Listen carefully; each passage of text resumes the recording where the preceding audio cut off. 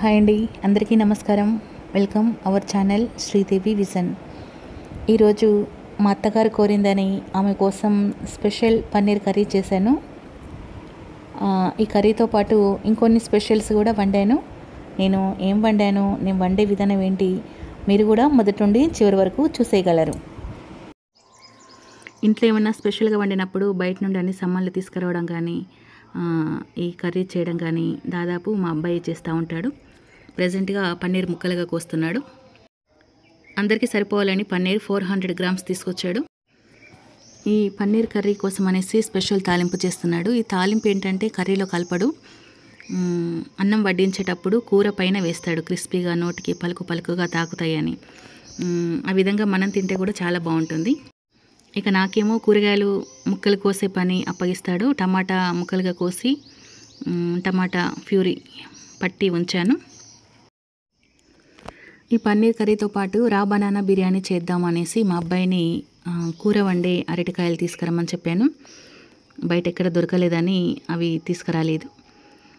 అయితే కాస్త స్పెషల్గా చేద్దామనేసి మీల్ మేకర్ బిర్యానీ చేద్దామనేసి నానబెట్టాను. మీల్ మేకర్ కూడా అంత క్వాలిటీ లేదండి. నానబెట్టాక కాస్త ఓపెన్ చేసి చూస్తే అందులో కూడా పురుగులు ఉన్నాయి. నీట్గా ప్యాక్ చేసిన వాటిలో కూడా పురుగులు ఉండటంతో నేనైతే చాలా డిసప్పాయింట్ అయ్యాను.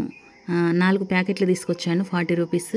అవేం వండకుండానే బయట పడేశాను. ఇదిగోండి మా అబ్బాయి పన్నీర్ కర్రీ చేస్తున్నాడు. పన్నీర్ కర్రీ చేయడంలో వాడే సాటి. నేనైతే మా అబ్బాయిని బాస్మతి రైస్ తీసుకురమ్మని చెప్పలేదు. ఇంట్లో నార్మల్గా ఉండే రైస్తోనే చేద్దాం అనుకున్నాను. అటు ఇటు కాకుండా 1/2 కేజీ రైస్ తీసుకొచ్చాడు. ఇంట్లో 5 మనుషులు ఉన్నాము, 2 పూటలా కావాలి అనేసి ఈ బాస్మతి రైస్తో పాటు ఇంట్లో బియ్యం కూడా మిక్స్ చేశాను. 1 గ్లాసు బాస్మతి రైస్కి 2 గ్లాసులు ఇంట్లో జనరల్గా వండుకునే రైస్ కలిపాను. ఇవన్నీ కలిపి కడిగి ఉంచాను. ఒకవైపు మా అబ్బాయి పన్నీర్ కర్రీలో టమాటా ప్యూరీ వేసి ఉప్పు, కారం, మసాలా, అవి అనాస పువ్వు, మరాఠీ మొగ్గ, లవంగం, ఇలాచి, దాల్చిన చెక్క, బిర్యానీ ఆకు, పువ్వు, మసాలా పౌడరు ఇవన్నీ కూడా వేసేస్తున్నాడు కర్రీలో. ఇంతకుముందు చెప్పినట్టు ఈ మీల్ మేకర్స్ని చూసైతే చాలా డిసప్పాయింట్ అయ్యాను. అసలు మీల్ మేకర్ కొనాలంటేనే భయం వేస్తుంది. బయట ఓపెన్గా ఉన్నవి కొంటే అట్లనే ఉంటున్నాయి, నీట్గా ప్యాక్ చేసినవి కొంటే కూడా ఈ విధంగానే ఉంటున్నాయి. ఇంకోసారి మీల్ మేకర్ కొనొద్దు అనేసి నిర్ణయించుకున్నాను. ఏదైనా కొని మనం తింటే ఏమీ అనిపించదు, అదే బయట పడేస్తే మనసుకు బాధగా ఉంటుంది. ఓకే అండి, మొత్తానికి రా బనానా బిర్యానీ కానీ మీల్ మేకర్ బిర్యానీ కానీ 2 ఫెయిల్ అయినాయి. చివరికి నార్మల్ బగారా రైస్ చేస్తున్నాను. ప్రతిసారి బగారా రైస్ వండడానికి బియ్యం కడిగేసి అందులో అల్లం, వెల్లుల్లి, పుదీనా కానీ బిర్యానీ ఆకు, పువ్వు, మసాలాలు వేసి ఫైనల్గా నిమ్మరసము, నెయ్యి అట్లా వేసి వండేదాన్ని. ఈసారి మట్టుకి తాలింపు వేస్తున్నాను. ఈసారి తాలింపులో పచ్చిమిర్చి, ఉల్లిపాయ, క్యారెట్ ముక్కలు, బిర్యానీ ఆకు, పువ్వు అండ్ ఆల్ మసాలా స్పైసెస్ అన్నీ వేసుకొనేసి తాలింపు వేశాను. అసలు బగారా రైస్ అనేది ఈ విధంగా తాలింపు పెట్టి ఎసరు పెట్టి వండితేనే త్వరగా అయిపోతుంది. ఈరోజు రైస్ నేను చేశాను, కర్రీ మా అబ్బాయి చేశాడు. వంట త్వరగానే కంప్లీట్ అవ్వడానికి వస్తుంది. ఇదిగోండి, ఒకవైపు మా అబ్బాయి కూడా పన్నీర్ కర్రీ చేసేస్తున్నాడు. వాడి కర్రీ కూడా అయిపోవడానికి వచ్చింది. వాడి కర్రీలో వాడు అన్ని రకాల సాస్లు వేస్తున్నాడు, పెరుగు వేస్తున్నాడు. అన్ని రకాల రుచులు ఈ కర్రీలో రావాలి అన్నమాట. ఫైనల్గా కొత్తిమీర కూడా వేశాడు. ఇక నేను ఎసరు వచ్చిన అటువంటి నీళ్ళల్లో ఈ రైస్ వేస్తున్నాను. ఓకే అండి, కర్రీ అయింది, రైస్ కూడా అవ్వడానికి వచ్చింది. ఇక అన్నం కూర ఒకటి చేస్తే ఏం బాగుంటుంది అనేసి కాస్త స్వీట్ చేయాలనేసి కూడా ప్రిపేర్ చేస్తున్నాను. ముందుగా ఒక 2 ప్యాకెట్స్ సాబ్దనాల బియ్యం నానబెట్టుకొని ఉంచాను. ఆ తర్వాత ఒక 1/2 లీటర్ పాలు కూడా గిన్నెలో మరిగిస్తూ ఉన్నాను. తర్వాత ఇంట్లో బెల్లం చాలా స్టాక్ ఉంది. బెల్లం కూడా నీట్గా కడిగేసి పొయ్యి మీద పెట్టాను, దానికి అదే కరుగుతుంది అని.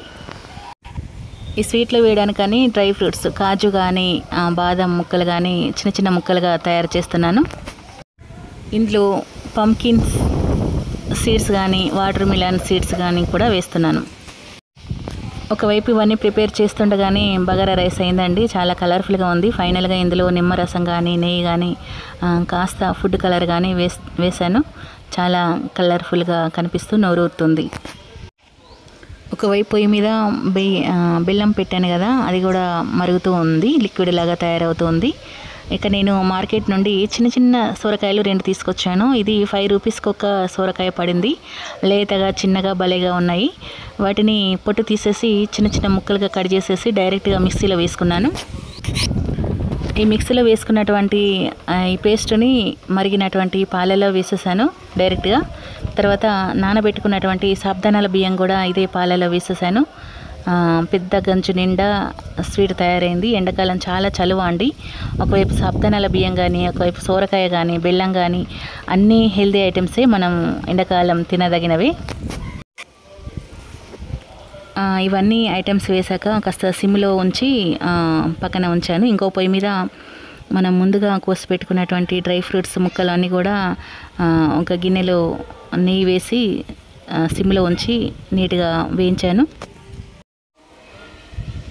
మా ఇంట్లో మట్టుకి డ్రై ఫ్రూట్స్ ఎప్పుడు రెడీగానే ఉంటాయండి. ఇవి తిన్నా కూడా మన ఆరోగ్యానికి మంచిదే కాబట్టి దాదాపు ఎప్పుడు ఇంట్లో రెడీగా ఉండేలా చూస్తాను. ఇంతకుముందు ఒకసారి సోరకాయ పాయసం చేసినప్పుడు ఇంట్లో వాళ్ళందరూ చాలా ఇష్టపడి తిన్నారు అనేసి మళ్ళీ ఈరోజు కూడా సోరకాయ పాయసం అనేది చేయడం అనేది జరుగుతుంది. ఫైనల్గా మరిగిన పాలల్లో సాబ్దానాల బియ్యం వేశాను. ఇందులో సోరకాయ మిక్సీ పట్టి ఆ గుజ్జు కూడా వేసేసాను. ఫైనల్గా కరిగించుకున్నటువంటి బెల్లం నీళ్ళు కూడా పోసాను. పెద్ద గంచు నిండా కూడా ఈ సోరకాయ పాయసం అనేది రెడీ అయింది. ఇక ఇలాచీలు కూడా సోరకాయ మిక్సీ పట్టేటప్పుడే ఒక 4 ఇలాచీలు అందులో వేసేసుకున్నాను. ప్రత్యేకంగా ఇలాచీ దంచి వేయలేదు. వేయించి పెట్టుకున్నటువంటి డ్రై ఫ్రూట్స్ మొత్తం కూడా ఈ పాయసంలో వేసేసానండి. ఫైనల్గా సోరకాయ పాయసం అనేది రెడీ అయింది. ఇక మా అత్తగారికి కానీ, మా వారికి కానీ, మా పిల్లలకు కానీ వడ్డించేస్తున్నాను. మా ఇంట్లో ప్రతి శుక్రవారం కూడా పండుగ వాతావరణంలా ఉంటుందండి. ఈరోజు కూడా శుక్రవారం కావడంతో ఇవన్నీ ఐటమ్స్ చేయడంతో నిజంగా పండుగ వాతావరణం అన్నట్టుంది. నేను ప్రతి శుక్రవారం కూడా ఏదో ఒక స్వీట్ చేసి దేవి దేవతలకు నివేదన చేస్తూ ఉంటాను. మరియు శుక్రవారం ఇంట్లో నాన్ వెజ్ ఏమీ వండనివ్వను, తేనివ్వను. ఇలాంటి వెజిటేరియన్ ఫుడ్ మాత్రమే వండుతాను. ఈరోజు మా ఇంట్లో ఫుడ్ ఫెస్టివల్ ఈ విధంగా జరిగింది అండి. ఈ వీడియో మీకు నచ్చిందనేసే భావిస్తున్నాను. వీడియోస్ చూసాక తప్పనిసరిగా లైక్ చేయండి. మీరు లైక్ చేస్తేనే అవి ఇంకొకరికి షేర్ అవుతూ ఉంటాయి. మా ఛానల్కి కూడా మీరు మేలు చేసిన వాళ్ళు అవుతారు. కాబట్టి వీడియో చూసాక తప్పనిసరిగా లైక్ చేయండి. ఈ వీడియో మొదటిసారి చూస్తున్న వాళ్ళైతే తప్పనిసరిగా సబ్స్క్రైబ్ చేయండి. సబ్స్క్రైబ్ చేశాక గంట సింబల్ మీద ప్రెస్ చేయండి. ఆ తర్వాత ఆల్ వస్తుంది, ఆల్ మీద కూడా ప్రెస్ చేయండి. అప్పుడే మేము పెట్టిన ప్రతి నోటిఫికేషన్ కూడా మీ ముందుకు వస్తూ ఉంటుంది. థ్యాంక్ యూ అండి. Bye bye.